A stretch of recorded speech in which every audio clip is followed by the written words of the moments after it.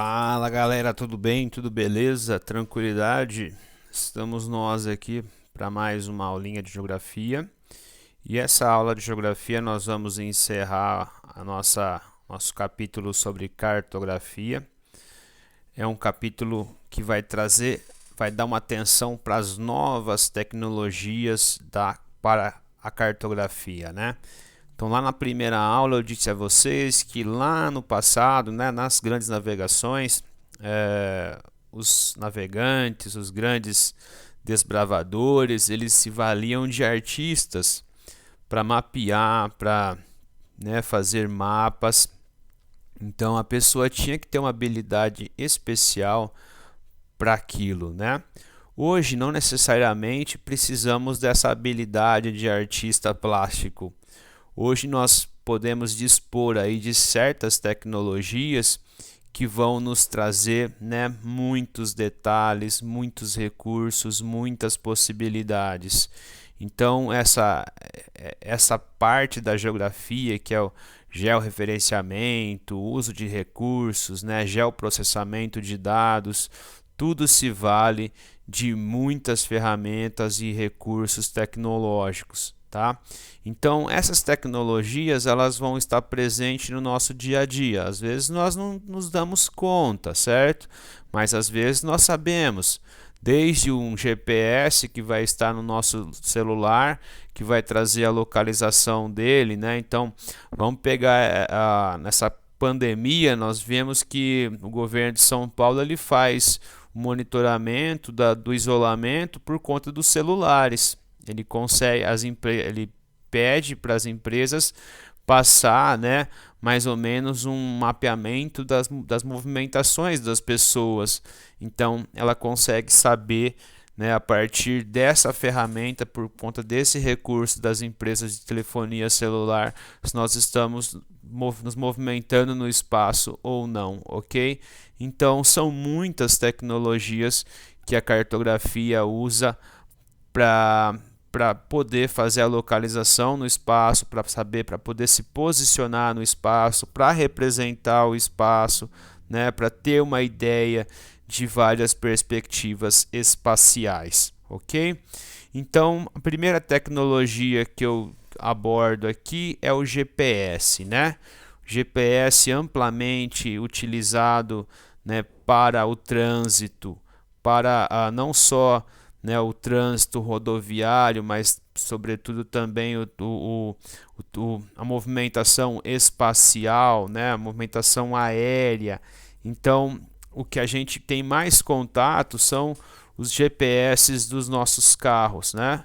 Ou às vezes já vem com o GPS embutido e a gente consegue ter facilmente, né, uma rota mais tranquila para poder chegar ao nosso destino. Então, os carros mais novos já apresentam esse recurso, ou senão nós podemos utilizar de GPS, né, próprios, ou de GPS dentro de celulares, smartphones ou celulares iPhones, né, que seriam celulares mais inteligentes. Tranquilo?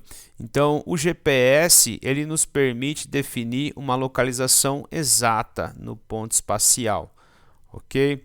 Então, o GPS ele é possível porque existe dos dados sendo enviados por satélite, ok? E assim, né, a gente se vale desse recurso que está no espaço. Então representa, né, uma forma de sensoriamento remoto, né, que é feito à distância. Então sempre que vocês ouvirem a palavra remoto, diz respeito a algo que é feito à distância, controle remoto, né? Aula remota. Então, seria uma espécie de sensoriamento remoto. Então, são recursos que vão representar um conjunto de tecnologias que vão objetificar, obter imagens da superfície terrestre, que vão, né, ter como objetivo, né, a localização de um ponto na superfície terrestre. Então, são coisas que atualmente nós não conseguimos mais nos imaginar sem, certo? Então, às vezes as pessoas se perguntam como que isso funciona, né? Então, o GPS, conforme eu coloquei para vocês, eles funcionam por satélite. Então, como que um satélite ele consegue se manter operante? Então, a partir de uma relação, né, entre o céu e a terra aí. Então, nós vamos ver numa imagem, né? Então, vai existir a radiação, né, do Sol, que vai atingir a Terra. Parte dessa radiação é refletida de volta, né? E existem aí painéis solares que captam a energia solar e conseguem se manter operantes, né? Então o sensor recebe a energia, né, refletida pelos diferentes lugares da superfície terrestre. Então assim ele continua trabalhando de maneira ininterrupta durante um certo período de tempo, né? Quais seriam as aplicações do sensoriamento remoto, né?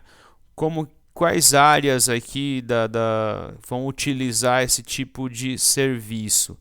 Então são áreas que vão monitorar o solo, né, o espaço, então desde áreas urbanas, agropecuária, então muita gente se vale de recursos, né, remotos para cuidar de cultivos, para cuidar de rebanhos, né, para termos uma ideia das oscilações de um terreno, para monitorar o espaço natural. Então, vocês devem ver a todo momento falar que atualmente, né, um aumento do nível de queimada e de desmatamento na Amazônia. Quem que está fazendo essa denúncia? Pessoas que têm acesso a recursos de satélite que observam, né, as alterações no espaço, né, os focos de incêndio, os clarões dentro da mata. Então tudo isso vai possibilitar, né, se houvesse uma política, uma fiscalização de fato, né, obviamente que ia ser muito difícil disso acontecer. O problema é que a gente está passando por inúmeros problemas, né? E aí não cabe só aqui a eu fazer essas denúncias, né? Vocês devem estar ouvindo aí nos jornais diariamente, né, essas acusações de que está havendo uma omissão por parte dos órgãos responsáveis para coibir o aumento do desmatamento e das queimadas. Tá certo? Então, as pessoas que fazem essa acusação, eles têm acesso a esses recursos de monitoramento do espaço, né? E às vezes não são satélites nem brasileiros, são satélites estrangeiros, né? São recursos estrangeiros que são disponibilizados para o Brasil. Tranquilo? Fora, claro, né, produzir mapas, ter as finalidades meteorológicas, as oscilações do tempo, ok? Que a gente todo dia pode ter acesso aí, né, no jornal, na internet, nos aplicativos, né? Também é usado o sensoriamento remoto para planejamento urbano. Imagine um bairro novo, certo?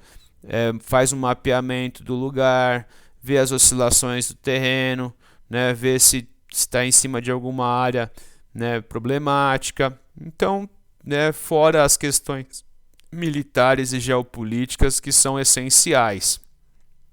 Nós tivemos no começo do ano, né, estamos passando pela pandemia, então certos fatos a gente até esquece, né? Mas no começo do ano houve um ataque a um general iraniano no Iraque, né? E recursos remotos foram utilizados para esse ataque, né? E o mais novo dos recursos remotos vocês vão ver a seguir aí, que é o drone. Então veja, né, o que é sensoriamento remoto. Então pode acontecer de um avião ser utilizado para fazer fotos, para fazer, né, retirar, né, fazer esse monitoramento espacial. Então aqui o Sol, aqui o satélite, o reflexo do satélite da radiação que vai dar energia para o satélite, ok? Então aqui mais uma imagem, ó, a fonte de energia, a energia incidente, a energia refletida, certo? E aqui o satélite envia os dados para uma estação de recepção. Tranquilo? Veja aqui uma foto feita por um avião. Em geral, as máquinas são acopladas na parte de baixo do avião e as fotos são feitas, né, sequencialmente, e assim é possível captar oscilações do terreno. Veja aqui já uma foto feita por um drone. E essa foto é muito interessante, né? Porque uma vez mais, ó, nós temos uma grande contradição.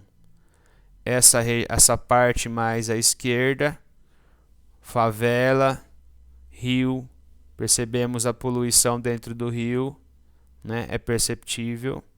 E aqui um bairro mais de classe média alta. Então veja, né? Um recurso tecnológico também pode captar as diferenças espaciais, né, numa simples área, ok? As imagens de satélite, né, nós vamos ver aí depois que eu separei para vocês um serviço do Google Earth, que é um dos aplicativos mais conhecidos, né, que vai oferecer imagens de satélite. Então aqui uma imagem de uma perspectiva, né, diferente, mais entre o alto e o frontal. E, né, a partir de tudo isso, de todos esses recursos, nós temos uma coisa chamada SIG, Sistema de Informação Geográfica. Então, em geral, né, o poder público, prefeituras, governos estaduais, né, governos federais, eles vão ter essa área, né, para captar dados das pessoas, das casas, dos bairros, né? Então, para ter uma noção de como é a ocupação do espaço. Vou dar um exemplo para vocês. Atualmente, a prefeitura, as prefeituras municipais conseguem se valer desses recursos, dessas imagens por satélite. Às vezes uma pessoa ela tem um terreno e ela faz uma casa, só que ela não faz nem o projeto, ela não dá entrada nem nos papéis para regularizar a sua casa, e aí, tipo, no papel fica como a pessoa tem apenas o terreno, não tem a casa. Só que a prefeitura ela pode fazer essa visão aérea e pode constatar que naquele lugar que seria o terreno daquela pessoa, né, existe uma casa e não é apenas um terreno. Então essa omissão, né, então às vezes isso acontece, né, muitas vezes acontece no Brasil, né, as pessoas não têm dinheiro para o projeto, para fazer a entrada da formalização do imóvel, para fazer esse update, né, sair o imóvel de uma situação de terreno para uma situação de casa, de residência, ok? Então é lógico, se você tiver um terreno, você paga menos IPTU do que se você tiver uma casa. Então as prefeituras conseguem descobrir isso, ou também conseguem descobrir as reformas, o aumento da área de construção. Então, se houver intenção, eles conseguem também, certo? Ter ciência disso.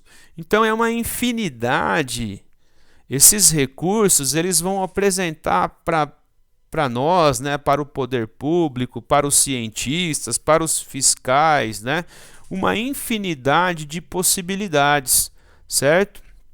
Então aqui cito para vocês alguns dos SIGs mais importantes do Brasil, né? Um seria o projeto Radam Brasil, né, que foi muito importante para lançar a nova classificação do relevo brasileiro que nós vamos trabalhar esse ano, né? O Jurandir Ross, um grande geógrafo da USP, então ele se valeu desse recurso, dessas imagens por satélite para lançar a mão, né, de uma nova classificação do relevo brasileiro.